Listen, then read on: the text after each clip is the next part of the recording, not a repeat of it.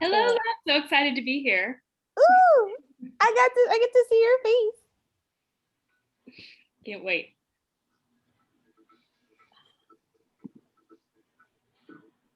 Hi, Prince. How's it going? Pretty good, pretty good. Thanks for coming. Glad to be here.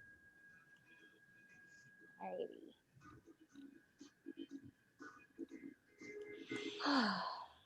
We will definitely get started at 6 p.m. Hi, Cherise. Her audio is connecting.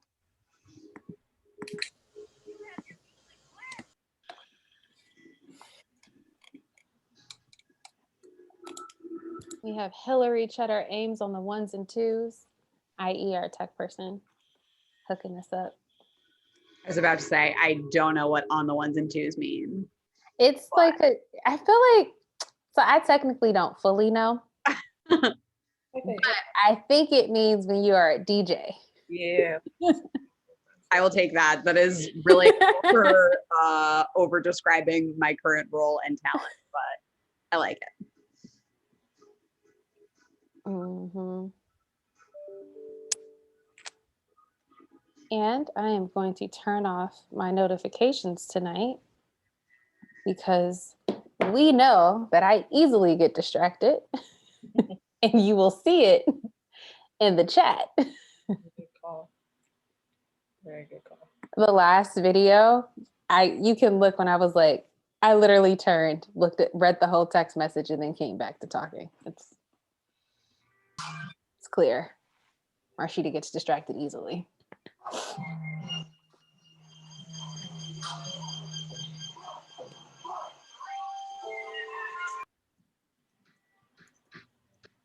Mm-hmm.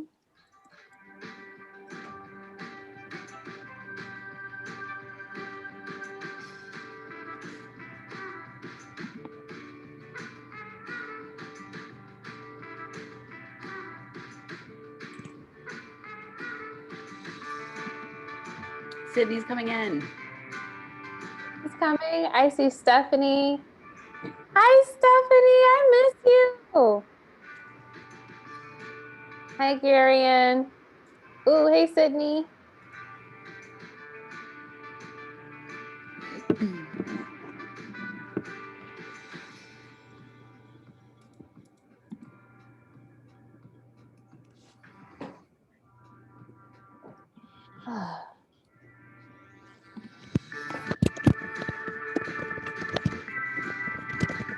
Hey, Colette. Thank you for coming.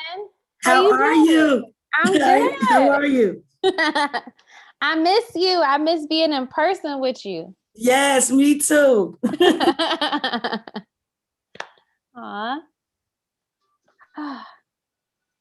Y'all bringing me so much joy.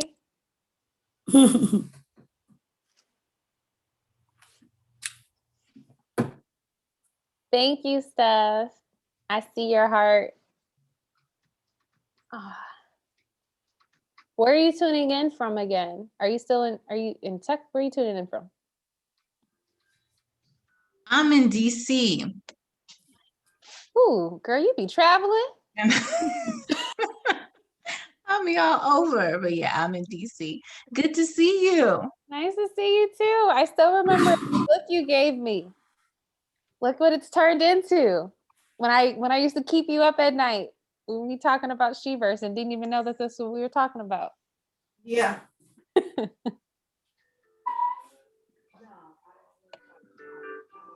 Hey, Telly.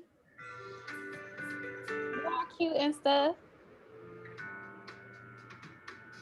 You look cute too, lady. Thank you. Hey. So like one of my favorite professors is on the call. Hopefully I'm still one of his favorite students. Hi, Professor Mills.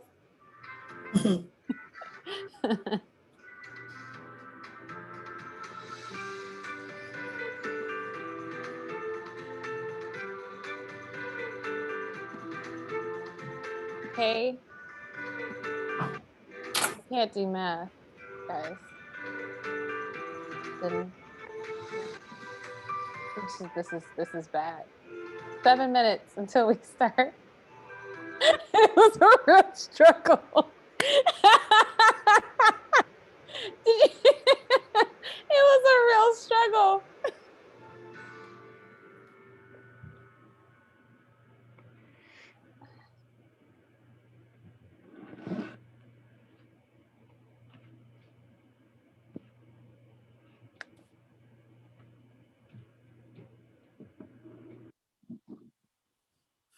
Mm.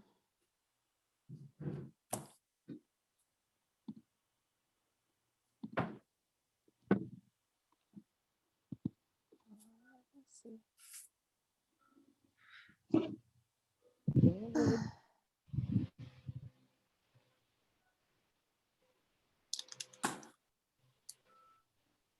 Mhm.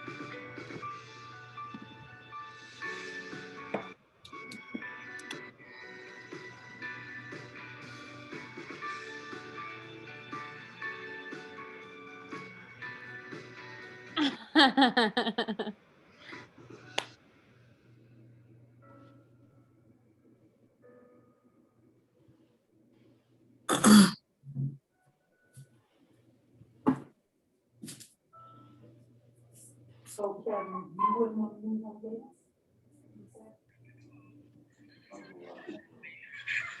Just want to let people know that we're going to start in about 5 minutes. So you definitely want to make sure that you're muted.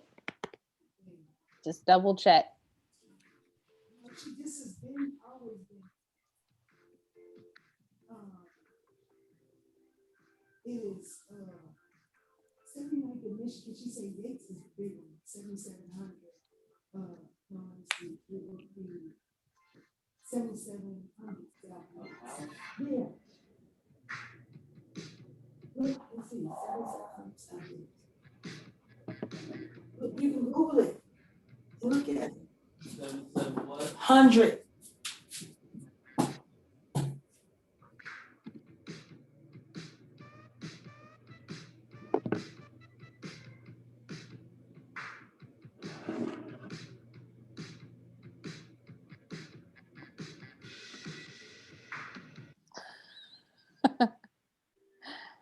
I don't know.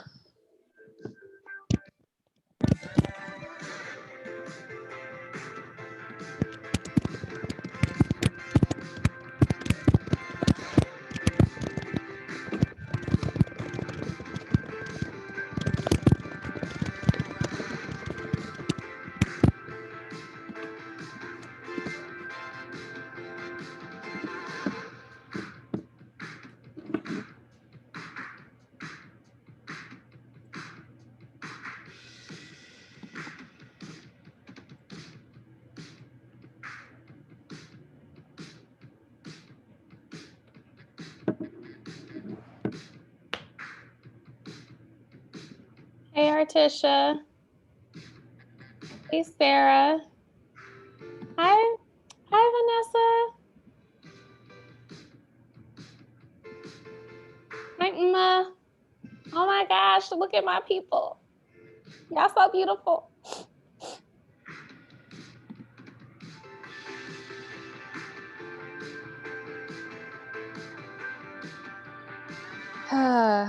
Me and my Nigerian parents. Or my African parents, at least.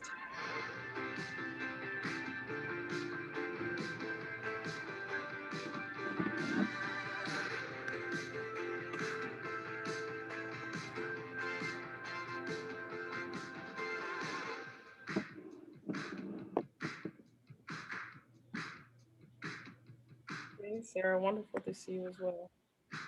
Mhm.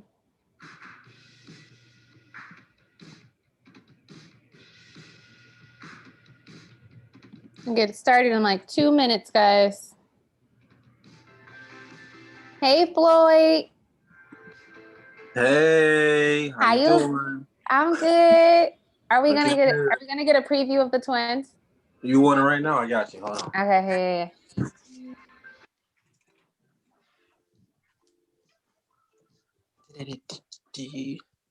Say hello. Can you see him? Wait, hold on. You just disappeared. There we go. Where they at? Can you see one right here? I see you. Oh, I'm You're not I supposed to look at see me. you. Hey, babies. Say hi. Hey, babies. Oh my gosh, you're so cute. Hi. All right. Oh, that's such a beautiful way to open up the Okay. Hey, Daddy. We can see you. Hey, Daddy. He just not gonna respond. That's okay. You just not gonna say hello back to me. It's fine. Hi, Lizzie Bear. Okay. It is 6:15. Again, just double check and make sure you're muted. And Anne-Marie, you want to start? Yeah. Let's get going. Welcome, everyone. Welcome. Thank you so much for hopping on the call today and going through this She-Verse experience today with us. And today, as you all know, our topic will be dreaming. Dreaming, and how do you make that a skill set? How do you get to the place where you can actually dream and start that process to manifest your reality? And so with that said, my name is Anne-Marie Brown, and I'm the moderator for today. I'm also wearing a couple of different hats as we come into this space. One, first and foremost, as a She-Verse client and friend of Marsheda.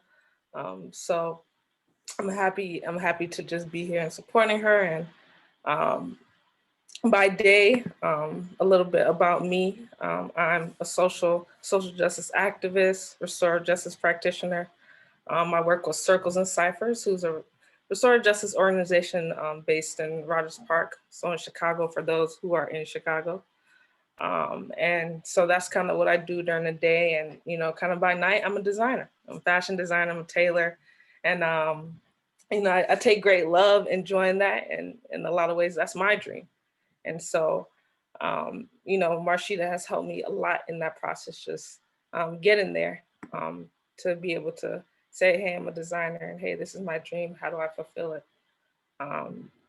So I'm gonna take you all on a little roadmap of kind of what we're gonna see today.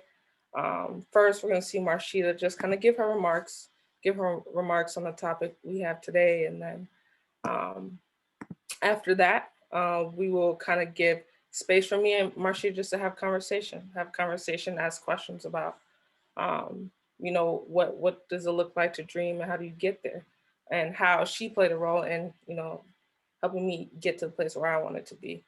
And after that, we're gonna open up to you all. So I encourage you all to document, write down any questions you have. We'll give space for people to even put questions in the chat when the time comes. But if you hear something that you love, you hear something you like, or you have a question, jot it down. And we definitely will give space for everyone to get to that point and be able to ask their questions. And so just a few reminders going into today, make sure everyone is on mute, just so there's not any interruptions or anything in space. Thank you. I think everyone's on mute. Yeah, I think everyone's on mute for the most part. So that's good. And again, jot down notes if you all have any, as we will allow you all to ask questions later. And with that said, we're kind of move forward into the event. And first I kind of just want to give a little background on how me and Marsheda met, how we kind of got to this place, this crazy place. It was just super random and very unplanned. I met Marsheda, was it 2019? So 2019, yeah, I think it was 2019. We met, and I was actually at a work event. And so a very near, dear friend of mine kind of just brought her to the event. And she was just walking around looking, and I don't know what sparked her interest in me, but she just came up to me. She was like, "Hey, what's up?" And our close friend introduced her and told her, "Hey, you know, Emery's a designer. She does clothes." And the first thing Marsheda asked me, she was like, "You got branding? Where's your website? You got Facebook? You got Instagram? Where's your marketing? Where's your branding?" And I was like, "Nah, I don't have any of it." And so just in that moment, in that random moment, as me and her have a lot of random moments, in that random moment, she saw something in me. She saw something in me and wanted to try to help me manifest it into something bigger than I could have even dreamed. So with that said, I will pass it on to Marsheda as she will open this up for the event today.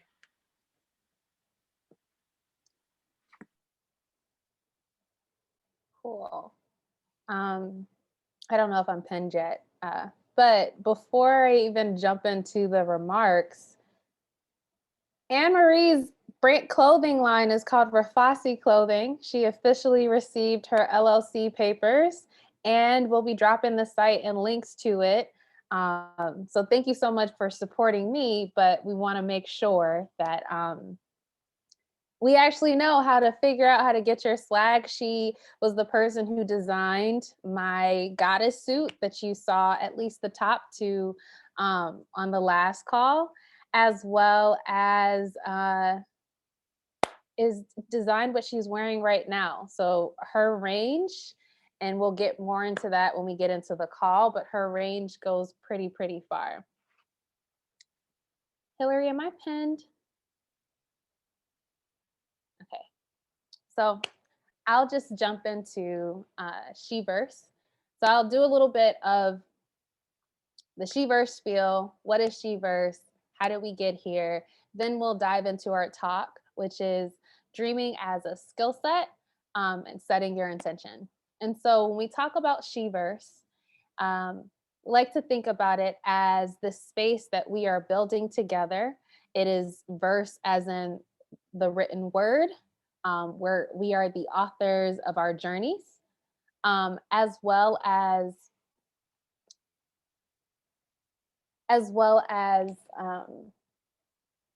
verse as in space and a world. And so with that, and thinking about that, what does it mean to be in a space in a world that you are authoring, and being very intentional about that? And so we have what we like to call IPO, which is I, identify who you are, P, pursue your purpose, and O, own the power that comes from that. And we do that through a variety of ways. First way is public speaking. And so that's actually booked public speaking engagements, talks like this. Another way is through actual coursework. And you can sign up to be a part of our initial cohort as we work together. We'll drop the link in the chat to the side. But doing that coursework as well as one-on-one coaching. So that's how we do what we do. And this really just came from this dream of, I get very frustrated being in a world that tells us that we should listen to what everyone else has to say before we listen to our own voices. And so thinking about my own gifts, my own skill sets, and knowing that I am frustrated enough about this problem to do something about it, that is kind of how She-Verse was birthed. So with that, I want to invite you into this space, and I want us to set up a space where we can invite what we're about to receive. So I want to set the intention for the space. And with that, I'm going to read what the intention is, and then I will invite you to repeat after me. Thumbs up if that works. Cool. All right. So, I am worthy. Full stop. I am worthy by virtue of existing. I am worthy of my yes. I am worthy of my dream. I am worthy to dream. So I'll repeat that. And you can repeat after me if that's something that you buy into. Still on mute. I am worthy. I am worthy. Full stop. I am worthy by virtue of existing. I am worthy of my yes. I am worthy of my dream. I am worthy to dream.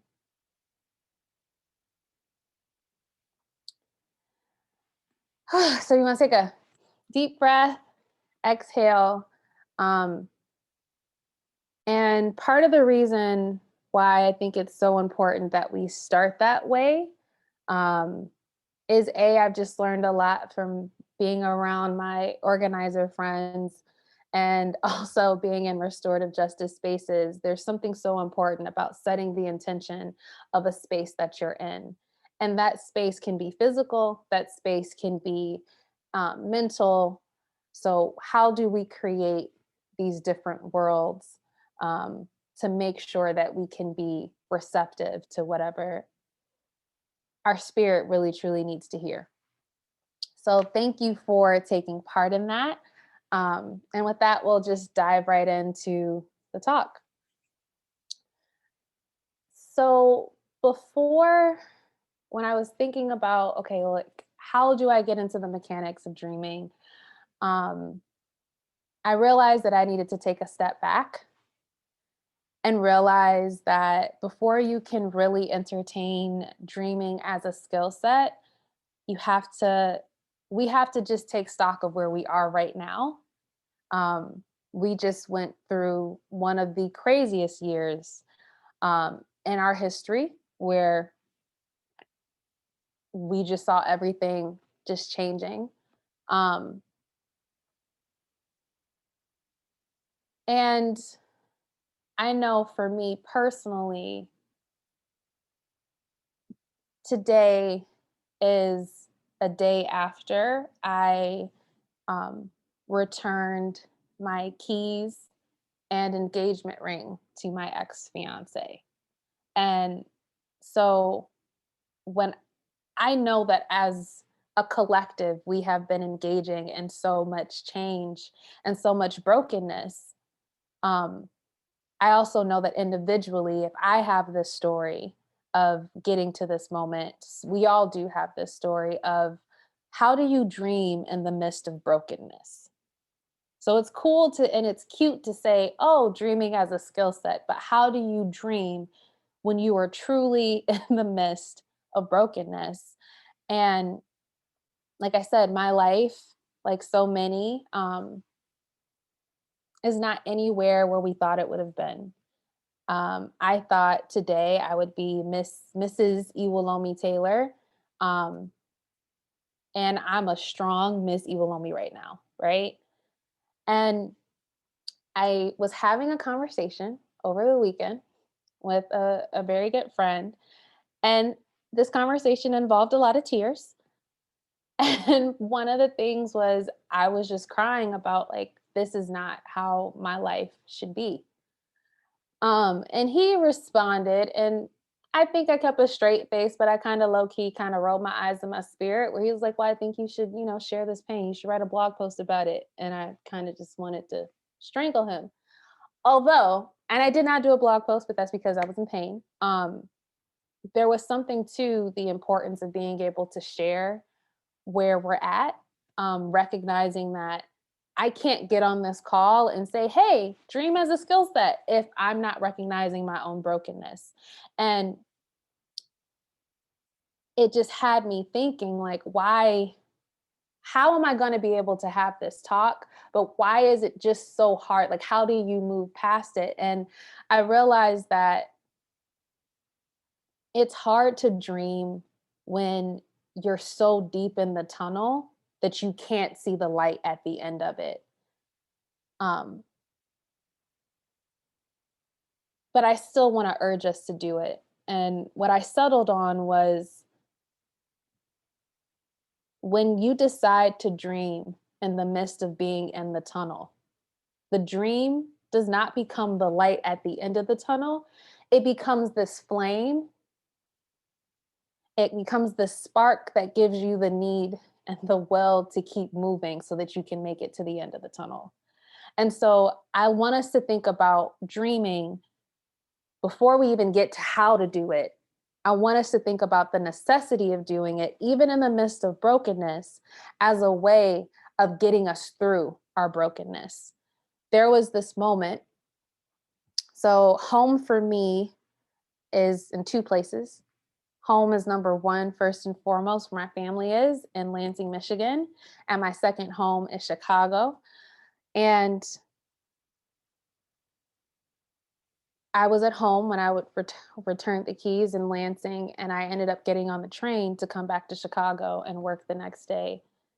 And I don't know how many of you have been to Union Station or been on a train, but there's in Union Station, there are these two huge glass doors that you have to pass through to go from the train platform into the actual building.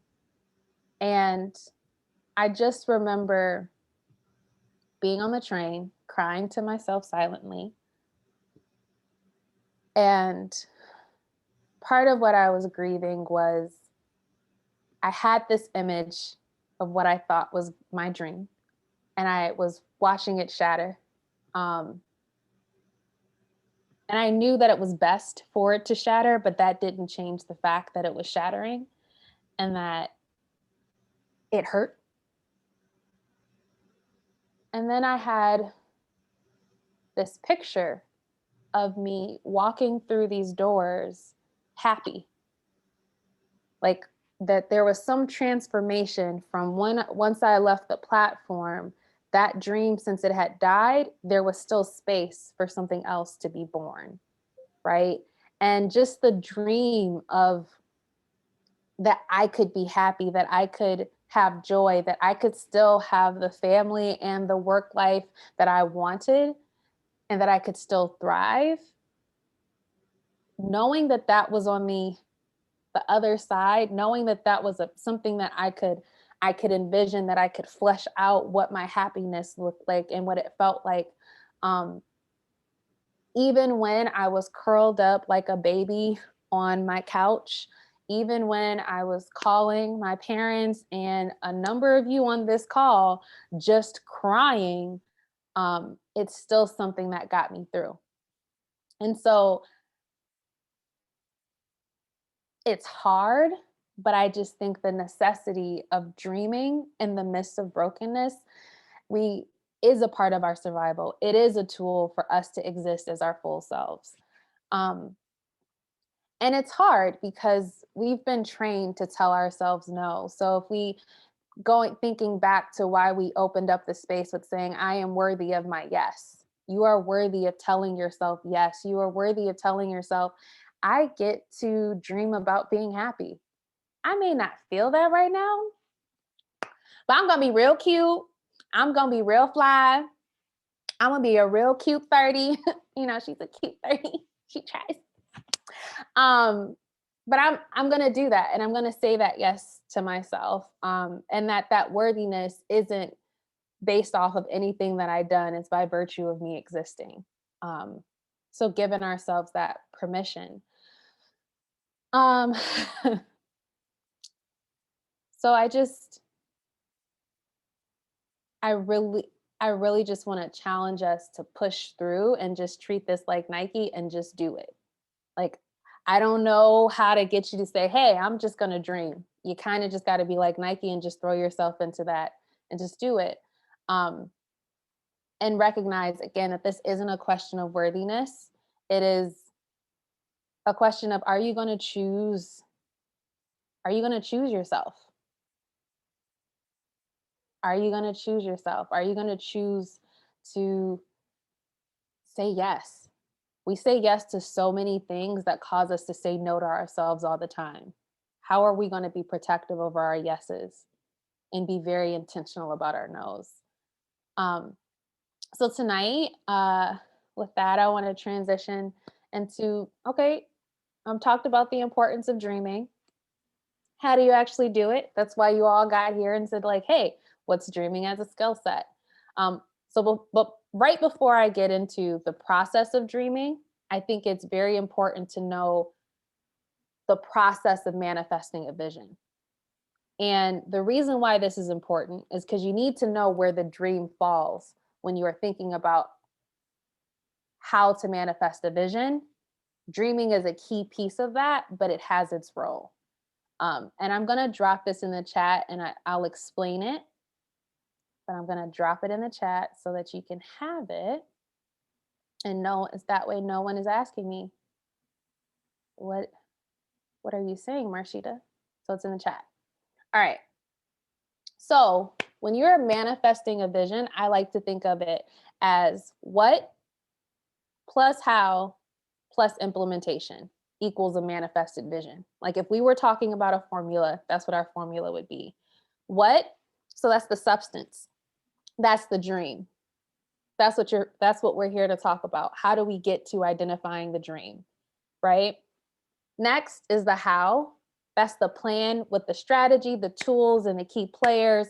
This is a plan that you come up with. That's where you're thinking about reality. That's what you're thinking about with all the pragmatism in the world. How do I make this happen? The nuts and bolts. And then it's the execution. So we can't manifest anything if we don't have 1, 2, and 3. And the reason why I think it's so important to start with this formula is because what we tend to do, our society tries to get us to skip over spending time with the what and jump to the how and the execution. And so although with addition, and it's been a long time since I've done anything with math, so we're just going to pretend like I know what I'm talking about. With addition, you can like move stuff around and add it at any time, and you're still going to end up with the same thing. This formula doesn't work that way. You literally need to start with the what. You need to get very, very clear on the dream, because your dream is just like your purpose. You need to get the purpose of the project, not your personal purpose, but the dream is the purpose of the project. That is the picture that you're trying to manifest. And so you need to know what that picture is.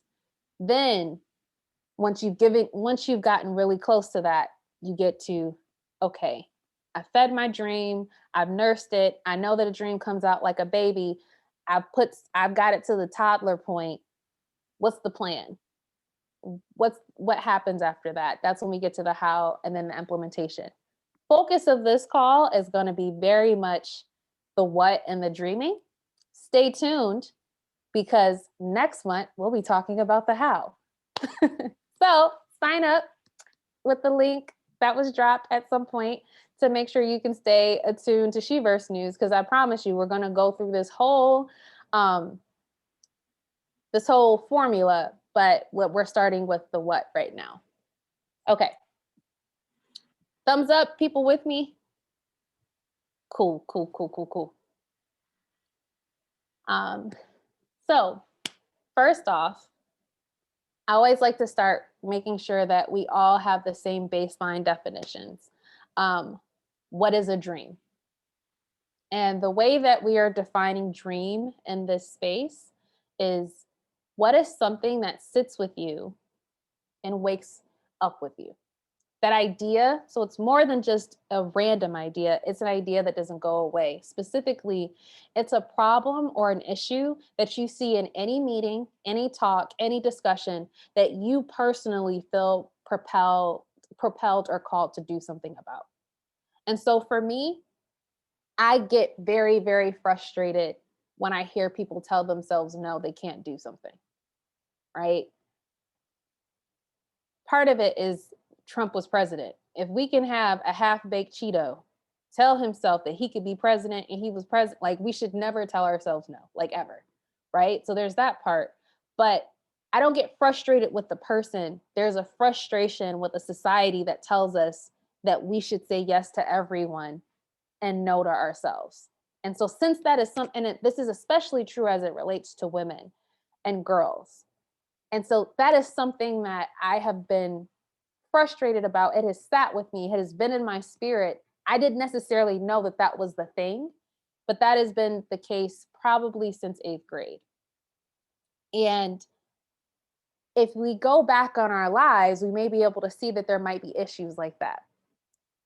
But the point is that you're going to have a number of dreams, but a dream, the type of dream that we're talking about on this call, is something that is deeply embedded in you. So it requires you to not just do the mental thinking, it requires you to do a surveying of your body. I have a visceral reaction. Are there things where you have a visceral reaction to it? Are there certain questions that continuously come up for you? Like, we should be taking stock of ourselves and paying attention to those things. So that's how I'm defining a dream. And like I said, please take note. If you have questions, drop them in the chat, and make sure we get back to them when we open up the space, because I don't want to take all of the time, because I want to get you to the meat, like giving you concrete steps and getting to the part of the dreaming process, which is identifying the dream. So the first piece is creating space for dreaming. And what this looks like is creating a vision without bounds. So these are the parameters of the space that you are in.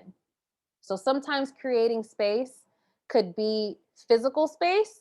And I think that's an aspect of it for me. Like, if I know I'm about to sit down and try to do some self-reflection, dig into what my dreams are, I definitely have a candle lit. I have my diffuser going. I have all the smells. My living room is clean. Can't promise the rest of my house is, but my living room is definitely clean. Like, there has to be order. So there's the creating of the physical space. But then for us, especially since we are doing something that is very much in contrast to the world that we live in, is creating the mental space. And that is starting with the premise of what would I want if I could dream without constraints, if I could use my gifts in a way that fed me without having to worry about the realities of finances, of family pressures, of you name it, different discriminations that we have to deal with, different isms. If I didn't have to worry about those things, what would I be dreaming of? What would I want to see? Now, you're basically divorcing yourself of reality. That being said, you can't sit here if you know you can't sing and be like, oh, I want to be the next Beyonce. If you can't sing and dance, don't do that. We're not talking about that. We are divorcing ourselves of like those external things, but you're still going to be very grounded and very rooted to your own gifts, your own skill sets, the things that feed you. And this step is so critical, and working with different coalitions to help build their strategic plans, working with just different stakeholders. This is probably the piece this is the piece where everyone always wants to jump to, oh, well, can we really do that? Like, how are we going to do that? We don't have the bandwidth. We don't have the capacity.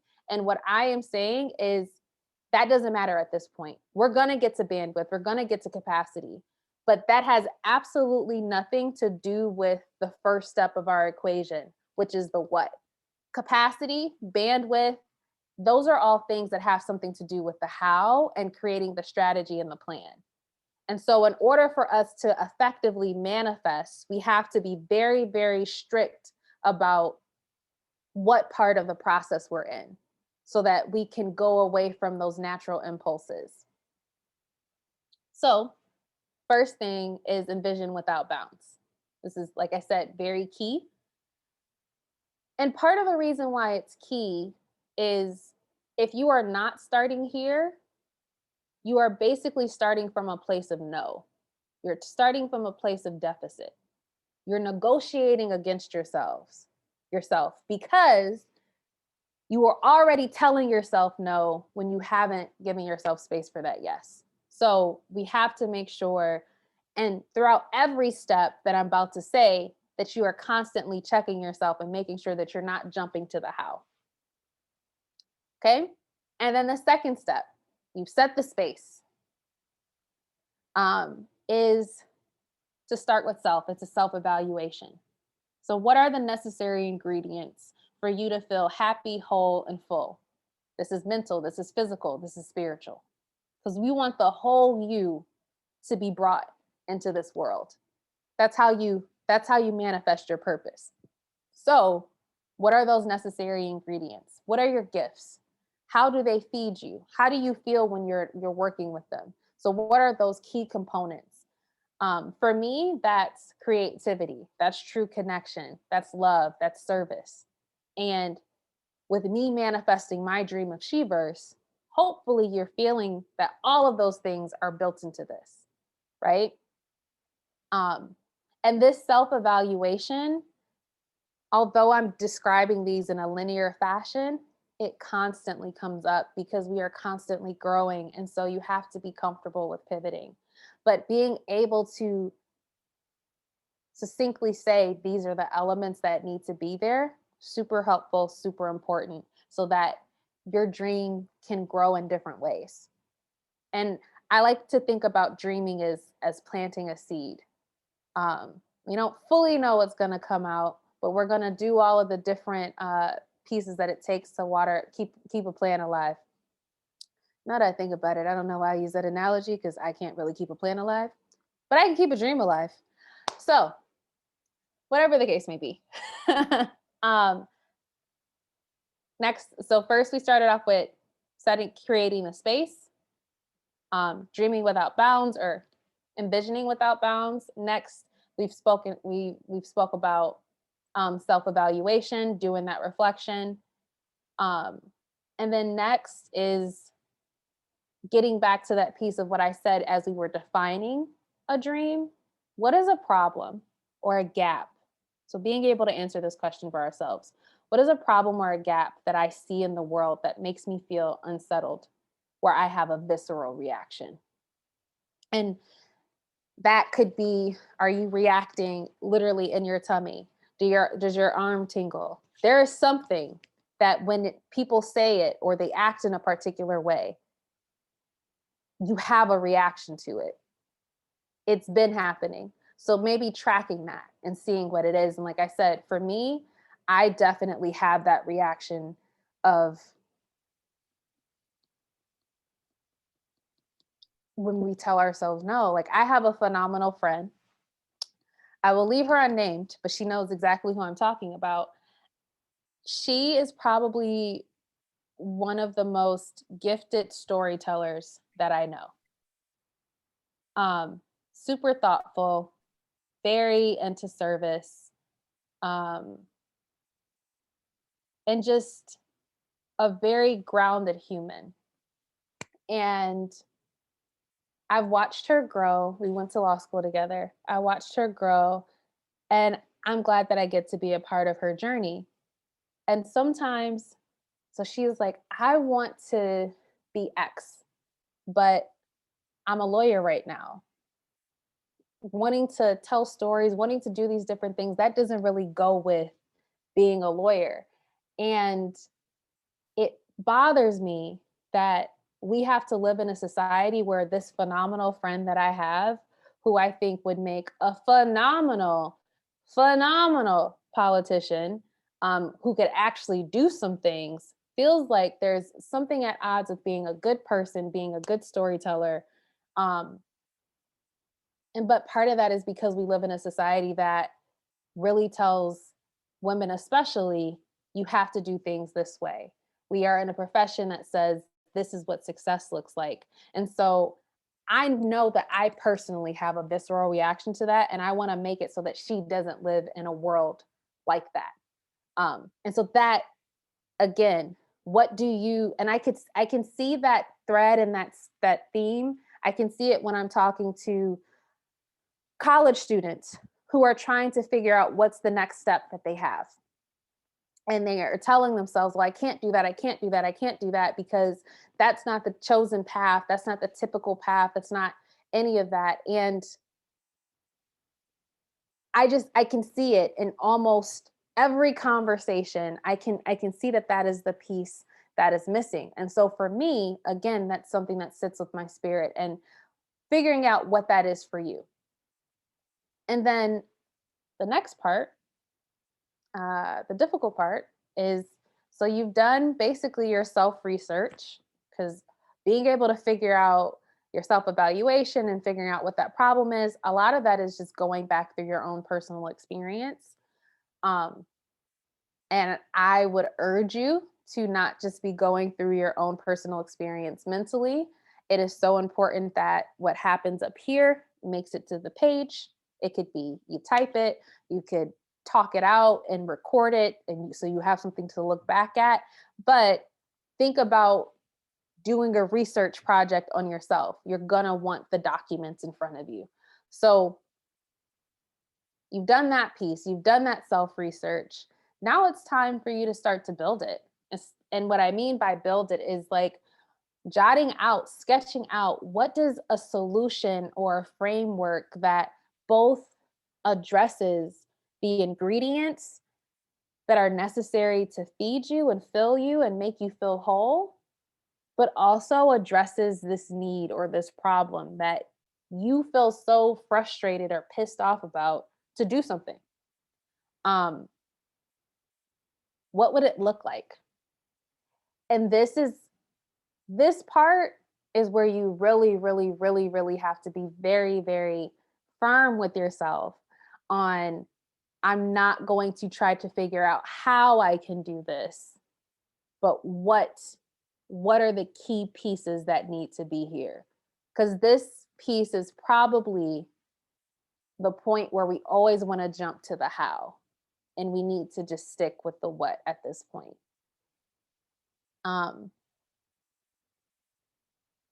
Yeah, so I think once we go through that stage, and I think that this is very much a cyclical process. You're not going to come up with a dream overnight. It might take years, maybe not years. Well, you're going to have to go through years of data. You're going to have to go through however many years you've been on this planet and start to track your reactions to things and figure that piece out. And so once you have built this dream, you've birthed it, you may not be ready to get directly to the how, because when a dream comes out, I like to think of it very much like an infant. It's fragile. So that means you have to be very careful with who you share it with. So who are the people that you can dream out loud with? Who are the people that you can re-go through this process with, that know you well enough to speak life into you, to affirm a thing that you are already thinking about birthing, and help you take it a step further? And I like to think of this village of people who fall into different categories. So there may be some people who are very great to help you with the dream incubation, right? That first part of the what. And then there are also, you may have certain friends that they ask you like, okay, well, how are you gonna do this? How are you gonna do that? And that's not them coming from a place of, well, I'm not supporting you. It's like, nah, I see your vision, I wanna make it happen. You can't go to that friend who's already in the how part when you have just given birth, because you just real fragile, you real sensitive, it's real personal. So just making sure that you give your dream the right amount of protection, and that, especially since it's the same way you wouldn't have someone who's coughing and wheezing around your newborn, people have to be right with their own soul, their own spirit, if you're sharing your dream with them.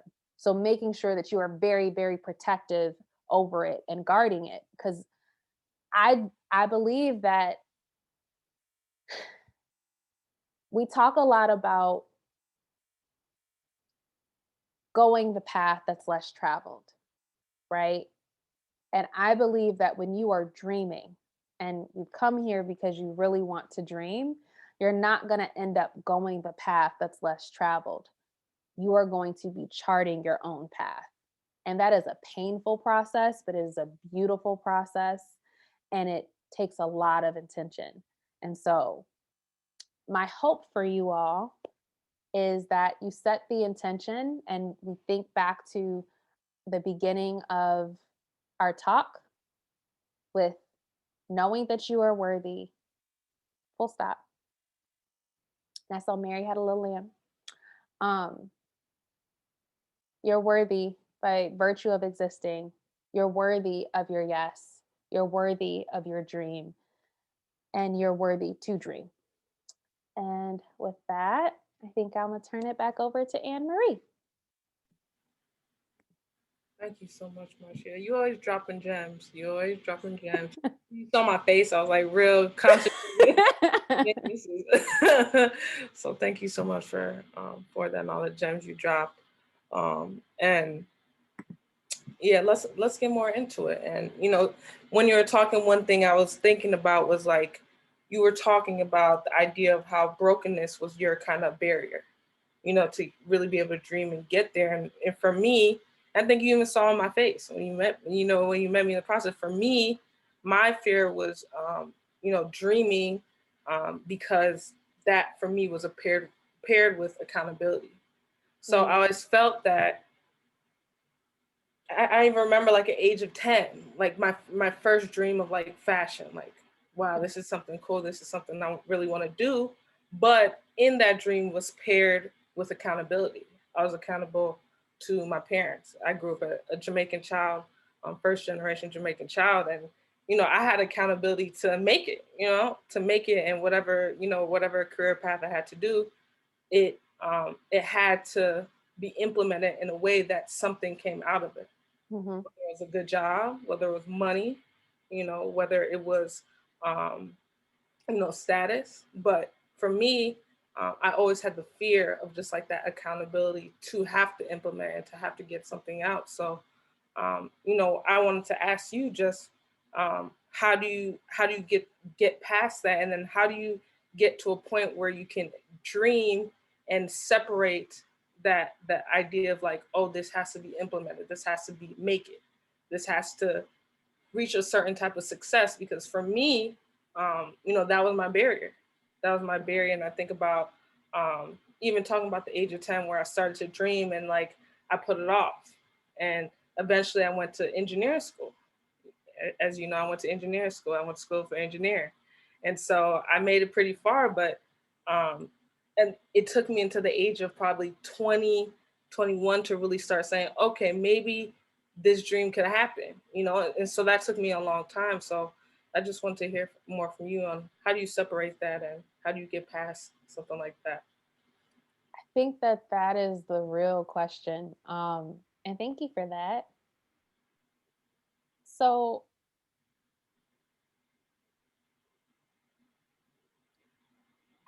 the way that I would answer this, there were a lot of curse words that came out, and I'm like, my parents are on this call, so I can't do that. The way that I would answer is remember who is the main protagonist in your story, and that's you. We just saw from the last year that we had, life is hard. It is hard no matter what. It sucks to suck. It is what it is, right? And since it's hard, and I'm not saying that it's easy to come up with this perspective, but this is the logical human in me, right? Since it's already going to be hard, and I'm already going to have moments where I'm going to be unhappy, I might as well be exhausted and tired and have my moments of being unhappy going towards a finish line that I set. Because it's going to be painful. That is the one thing that is consistent and promised, and that is certain. And it's like after a good workout, like when you know that you are exhausted and you're tired and your muscles hurt, but it's something that you've pushed yourself because you've wanted to do it, it just hits different. And that isn't going to be something that happens overnight. I think for all of us, it really does take encountering another human who sees something in us. For me, that was my teacher, Miss Lee. In 8th grade, she pulled me to the side and told me that I was special, right? That I needed to stop fighting because I was going to do something with my life, right? And so I think we have a responsibility on this call to be that for someone else. And I think we can just trust that we'll encounter those people, and we can work on building a world where more of those people exist, to be able to see, to have someone who truly sees us. So it's a combination of your own internal recognizing that you're the main protagonist in your story, and also building a village of people that pour into and support the fact that you are the main protagonist, I think.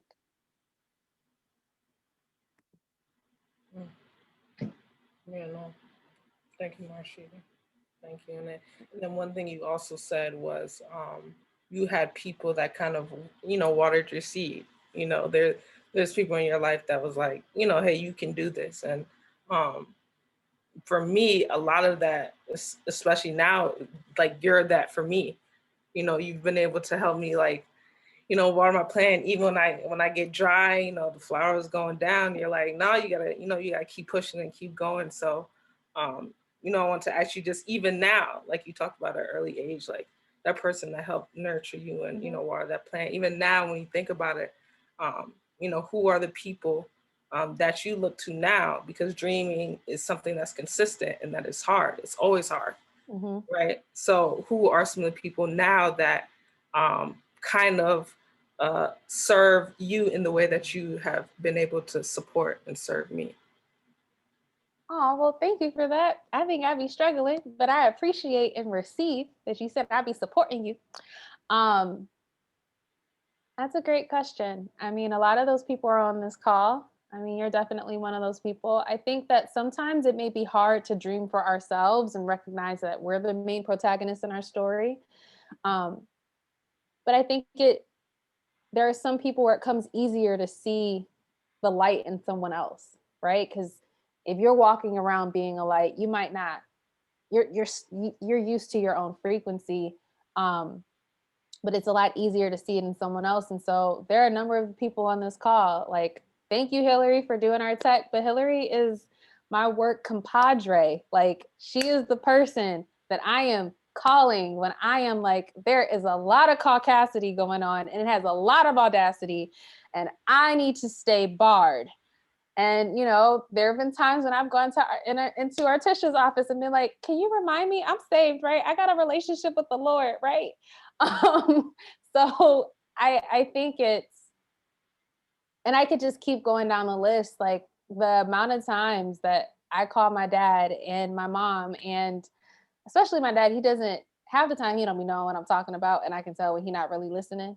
But we'll say like, it's you're gonna get it right.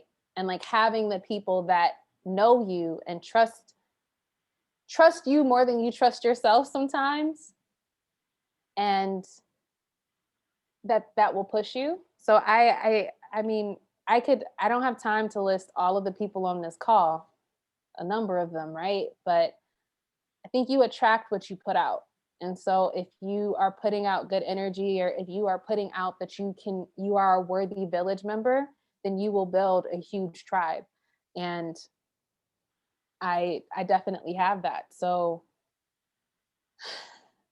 I also I am very intentional about surrounding myself with people who are trying to manifest their best selves. They may not always be succeeding all the time, but I gravitate towards those people. And I think when you are surrounded by those people, it is a lot easier to be poured into, because you just take turns pouring into one another. I remember calling my friend Taylor this weekend to check on her, and I ended up crying, and she was checking on me. So I think that it's being very intentional about your village. Did that answer your question? Yeah, no, that Wow. All right. very much answered it. You always answer my questions. Thank you. Thank you. I always gain something. Yeah, so even thinking about what you just said, you talked a lot about foundation, right? So a part of you being able to consistently get over that hump is the foundation. Mhm. And I think what in your goals and your dreams, one thing I've been able to see and be able to witness is you have this thing where it's like you are responsible for helping someone else get to where they need to be, right? And so that in itself is powerful for someone to be able to say, like, I'm going to help you get to that place, and I'm going to make this my mission and a part of my dream to help others get there. And so what I wanted to ask is, why is that important to you?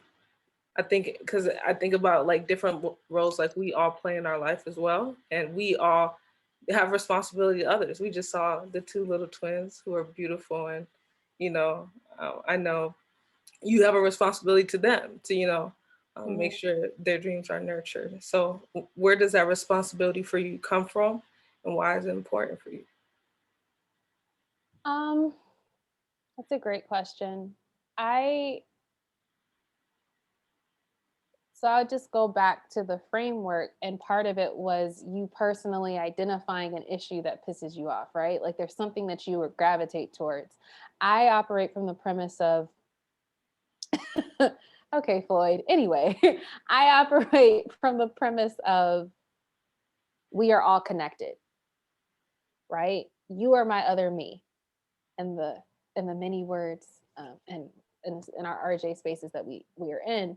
You are my other me, and since you're my other me, our dreams are interconnected. We've been created, we've been put on this planet. Our purpose is to be ourselves because there's only one version of us. And since we've been created and we've been put on this planet, how are we manifesting that? And it's still in service to each other. And so I have just identified the population. I am very, very, very driven to work with women and girls, right? Especially Black women and girls.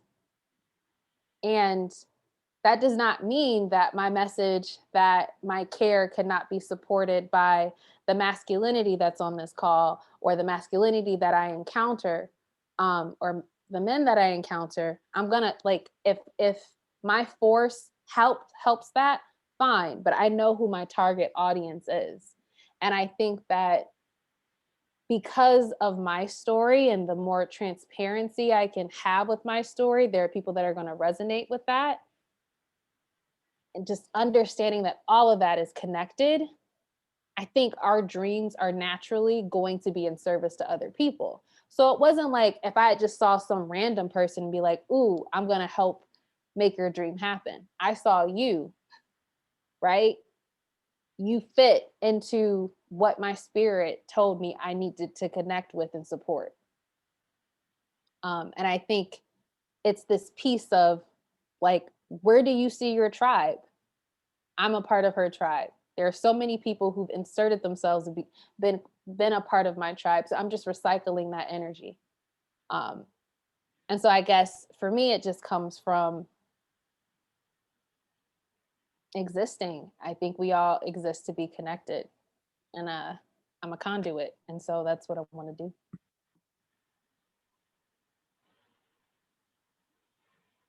Yeah, that's what's up. Thank you. It made me smile. It made me smile. And when I think about, even myself, or I think about you, a lot of times, like, I have more than one dream, right? Like, I have more than one thing that I'm like, man, this is something I really want to manifest. So I just want to, get more insight from you on like, how do you, like, what is that feeling? Like, what is that knowledge of like someone saying, wow, this dream is it, you know, this dream is it, and this is where I need to be. I know you talked about it a little bit earlier, but like, you know, what is that feel? How do you know a dream is worth, you know, living out? Is every dream worth living out? Or Mm. is it, you know, some, or is it dependent? Like what, how do you know? How do you know How that does it's meant to be manifested? So how does one know if the dream that they're coming up with is worth being manifested? Mhm. It's a great question. Um, I think part of it is the fact that it goes to sleep with you and it wakes up with you. If you would feel convicted if you didn't do it, if you would feel like if you could be successful on paper by the world's norms, but you didn't do this one thing and you would still feel like a failure, then that's probably the dream you need to be doing. If it scares the crap out of you, like literally makes you go boo boo, that's probably the thing you need to be doing. That's my test. Like if it scares the crap out of me, I'm like, all right, I'm supposed to be doing it. Because part of it is it's not fully a dream without bounds if you can see how easily it can happen. There has to be a meeting of you and the universe and connecting with the energy that you put out in order for it to happen.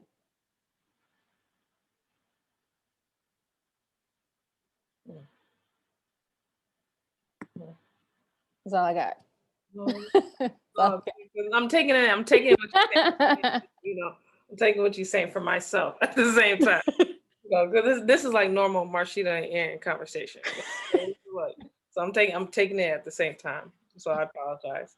And so one thing you said earlier, I think, is that we aren't, you know, in the world we live in, we aren't taught, you know, that process of like, it's okay to dream and it's okay to take the steps you need to manifest it. And so I want you to like, you know, think back to when you were a little Black girl.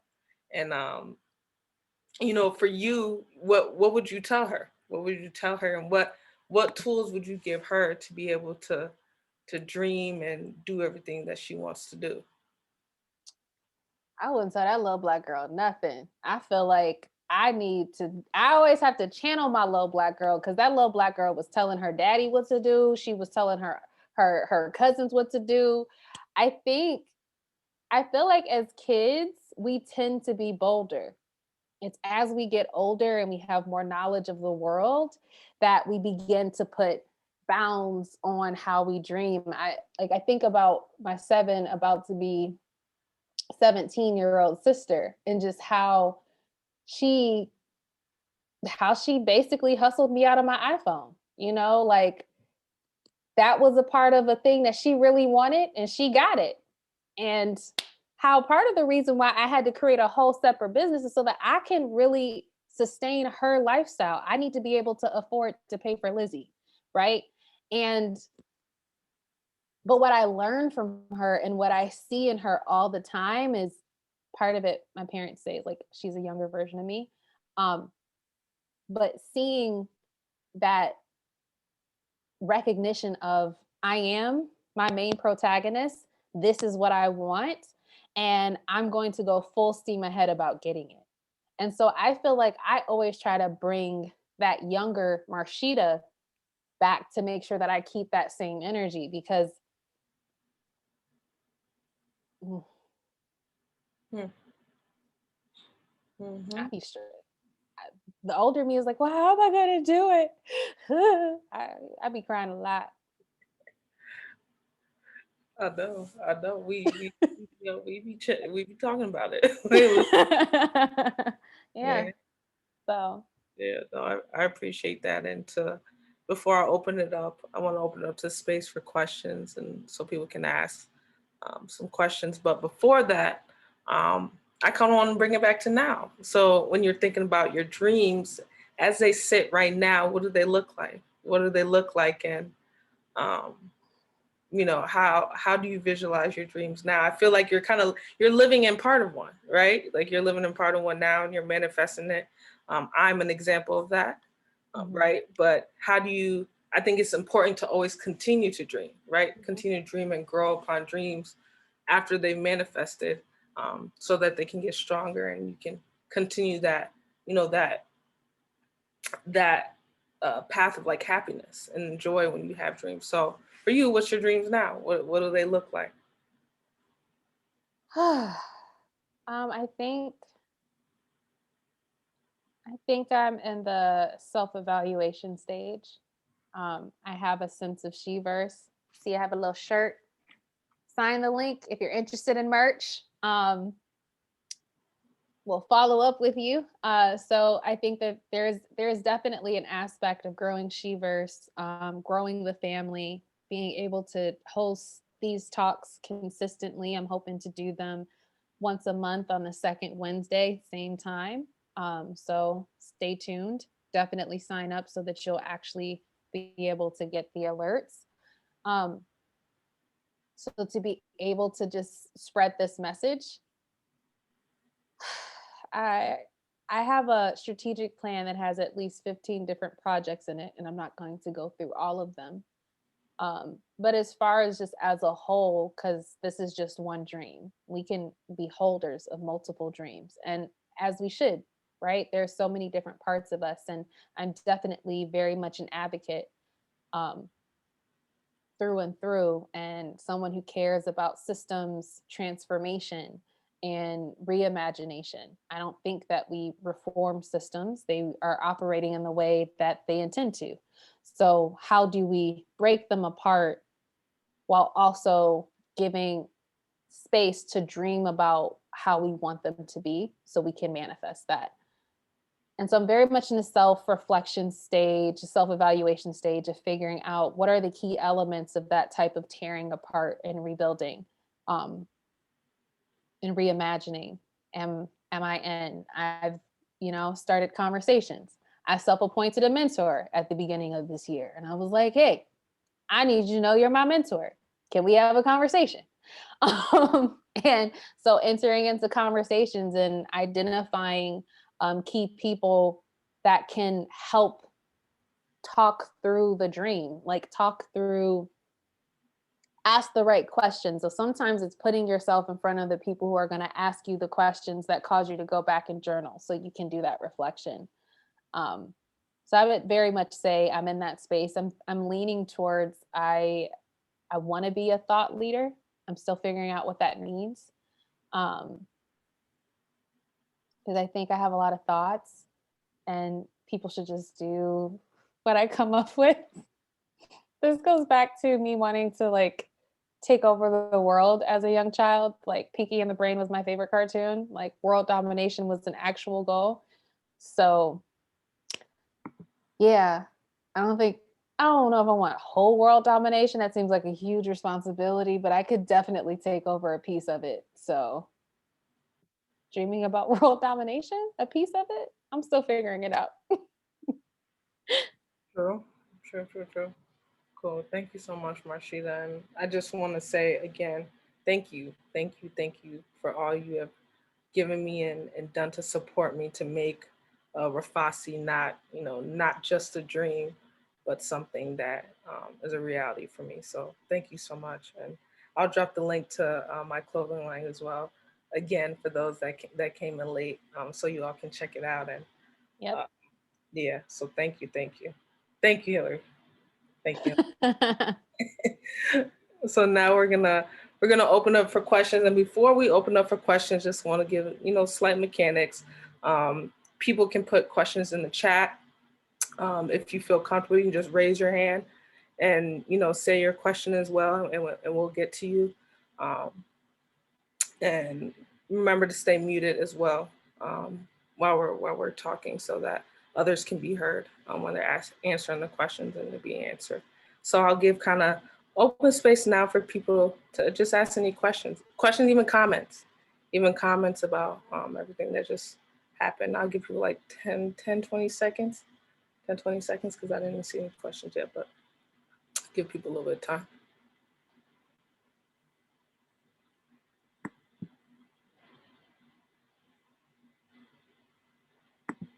A lot of very deep nuggets. Yeah, I definitely second that.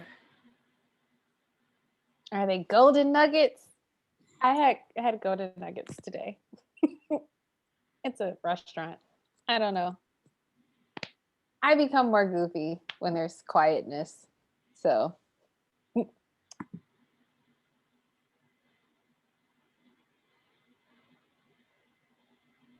I can't figure out how to use the raise hand feature, but raising hand. Something you said really resonated. Many things you said really resonated, but one that I'm thinking about now is how that feeling of fear can be a trigger for things that are really important to us and that are really worth doing. But how, Marsheda and Anne-Marie, how do you think about separating the fear that is a signal that this is not a path to go down? Because I think there's fear can be a signal too that it doesn't align with your values or isn't worth pursuing, from the kind of fear that is telling you this is a challenge worth digging into. How do you guys think about kind of separating that reaction when you're trying to identify those dreams worth digging in?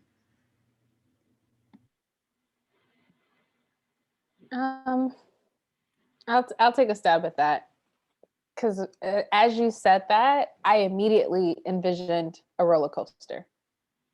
And so I don't know how people feel about roller coasters, but I love them. I'm not gonna sit and watch a scary movie and purposely be scared. Like I that just doesn't make sense to me.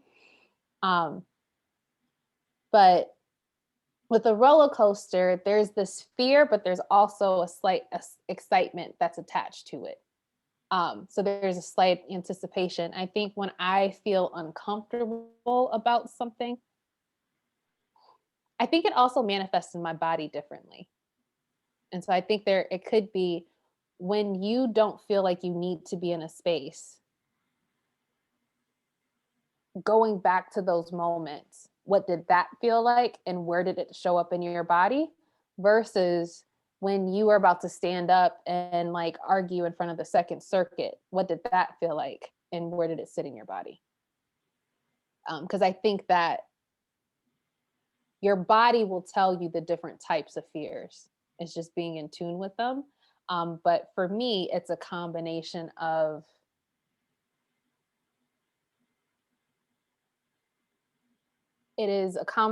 excitement and like, oh crap, like I'm really about to do this. Like I literally get the sensation of like, oh crap, I gotta poop, right? Like, not saying that everybody should go south like that, but that's just what happens with me. If it's something that is like, I know I don't need to be here, like my throat kind of closes up a little bit.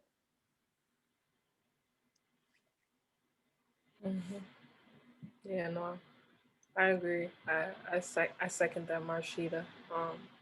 You know, for me, a lot of times I had to ask myself, like where's the, like, what is the fear? Like, what are you afraid of, right? Is it like afraid of failure? Are you afraid that, like, where's that fear coming from? And for me, I just had to say that it's okay. Like, it's like, because it's a dream, and because it's something I love to do, there's no measurement of it. Like there's no measurement to say this is right or this is wrong, or I shouldn't be doing this, I shouldn't be doing that, because it's my dream. It's something that makes me happy. So for me, I just had to take it in and say that, oh, okay, where is that fear coming from? Mm-hmm. And then after I told myself, like, it's okay. It's okay because you're happy, or it's okay because you're doing what you want to do. So yeah. I definitely what you said, Marsheda. Yeah. Cool. Can I kick it over to you, Joshua? You want to unmute yourself and ask your question? Hi. Excuse me. My name is Josh, and I go by he, him pronouns, and I'm more here as like family. But yeah, this has been so good. Wonderful nuggets, and definitely golden. I just thought of like, there was like a question about accountability, and then we started about like talking how to like still make your dreams happen even in like this crush of like reality. And I'm just kind of going through this really fast. And another thing that you mentioned was like how like we have to be very analytical sometimes when we're even like trying to get into like the process, so we like don't get up too far ahead of ourselves. And like that combination of like being very analytical and then sometimes just being in the crush of life and just being like, you know, I have to do the next just thing so I can like keep my head above water. And like, and how, so getting to my question being, how do we actually keep creativity in that space? Because when I'm super analytical and I'm like in the crush of life, I'm like, to have that brave, like, oh my gosh, my phone is going crazy right now. To be able to friggin', I'm done. Yeah, just how do you have creativity in those spaces? No, I think that that's a great question. And so can I repeat your question to you to make sure I have it?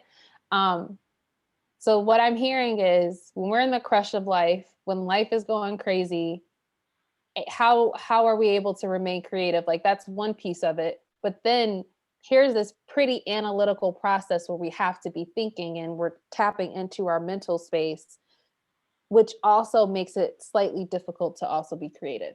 Is that accurate? Okay. So I think to answer your first question, at least for me personally, and I invite other people on the call if you have other things to chime in with, because this can definitely be a conversation. For me personally, I started to view my creativity as a part of my own survival, the same way that I view self-care as a part of my own survival. And that's because I literally got broken to the point of being a puddle. And I didn't have a choice but to ask myself, what do you need right now? Right? And when you view something as a survival, you tend to build it into your day. Like hopefully you view eating as a part of your survival. So your body's gonna tell you, sis, you need to eat. Or yo, you need to eat. You need to pee right now.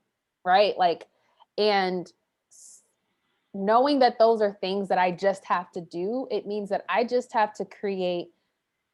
I'm either going to be open to those things or going to the point where my body is like, it just shuts down and hopefully I don't pee on myself. I'm gonna stop with this analogy. But point is, you have to be intentional about creating that space. And so I can't automatically say every single time I light a candle, I'm gonna be creative. I can't say that. But what I can say is I know that scents calm me. I know that if I have music going and I have my journal next to me, even when I'm in a conversation, I've been on the phone with people and like you can just know that I'm writing something down if I get real quiet. So it's making sure that I create a space around myself where it makes it easier to go into that creative space because I know that I need it. Like I just, it is so necessary. It is so key. But it does take being intentional. So like if I were to show you all around my apartment, there's literally a candle on almost every flat surface. There is greenery. It's not real because I can't keep them alive yet. I don't have the time, but there's greenery everywhere. There's places so that I can have scents. There's journals and pens in different places because that is how I express my creativity. That's in my bedroom. I even have a little notebook in my bathroom. Don't judge me. So just thinking about what does it look like for you to create your physical space so that it's just easier for you to grab those things, to have that type of intentionality. And to go to your second part of, well, how do you approach this with being creative when I have to be analytical? And I think it goes back to just, I like to think of things in steps. First, creating the space, that envisioning that I'm going to dream without bounds, that becomes a rule, right? Like I watch a lot of anime, and in animes, you typically have like a game. And like when you're playing a game, the games have rules. Like if you're in a game room, it has a rule. You have to stick to it. Doesn't matter up or brown. Like if it says that the sky is blue, if it says that the sky is pink, the sky is pink. Can't question the facts, right? And so dreaming without bounds, like there's no constraints, that becomes a rule for me. Second part, going through and really just asking, that's the analytical part. I'm not trying to be creative. I'm literally just trying to be a fact finder with myself. What are the pieces that make me happy, whole, and full? What are those things? What are the pieces in my life that tells me what those things are? Is that me going through my resume? Is that me having a mock outline of what's happened in my life and figuring out what are those key moments? That's being a researcher. What you would do on Google to figure out if this is the right car for you or the different pieces, if this is the right restaurant to go to, that's the analysis. The creativity doesn't typically come until the point where you know what your rules are. Hey, I'm dreaming without bounds. Boom, boom, boom. I have looked at what these key elements are. Even in the part of I've identified this problem, this gap that in something, like I keep seeing it, that's still analysis. The creativity part is, okay, now I want to build. So now you've picked up all your Legos, all your colors, you figured it out, and you just, okay, well, there's different ways of being able to get at this problem. What if I do this? What if I do that? I think creativity comes from asking questions without judging the answer and just throwing stuff up there. You'll get to the evaluation process of the answers when you get to the how, but it's just, I'm not going to judge any idea that I come up with in the midst of this process. Does that help? Okay, is there one more question? Because I see that it's 7:30 and I want to be respectful of time.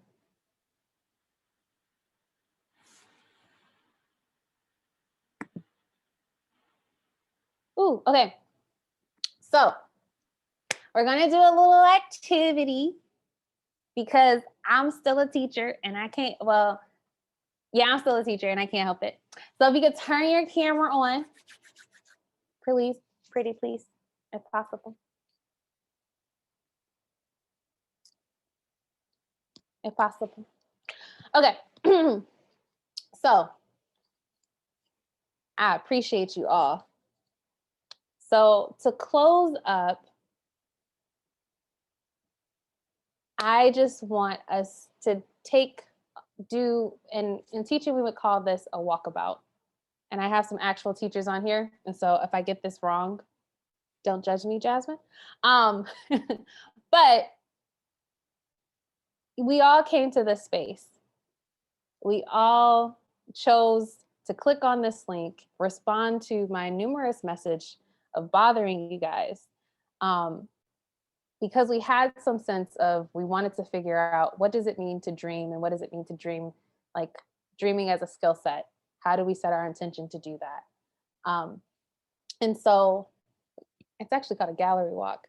I want you to look around, so you can look to the side, to the other side, look down, but also looking at the different people on this page, clicking on the second page, and taking stock of this village of dreamers. At the beginning, we started with, I am worthy to dream. And I just want to leave you with that you are worthy to dream. Feel free to plug into She-Verse. Hillary, can you drop the link again? Go ahead, make sure you fill that out if you want to be involved with more events. Join the family. You become a she-writer. You don't necessarily have to be into creative writing. It's cool if you are. But it's operating from the premise that you are the main protagonist in your story, and you are also the author of your story. So getting to be that architect. Thank you so much for being with us tonight. Thank you so much, Anne Marie. Check out her website, her digs, the outfit that I wore the last time. And if you go to What 30 Looks Like, She-Verse Timer Fossey, that's a blog post. You'll see the whole outfit, the whole digs. She's super talented and has been a dream partner with me. And hopefully on this call, you've seen some other dream partners. So thank you so much for coming and so much for joining. And with that, I'm gonna close. Bye guys. Thank you. Bye. Good night. Good night, beautiful. Thank you. No problem. Good night. You're welcome. Thank you for coming. Thanks, boo.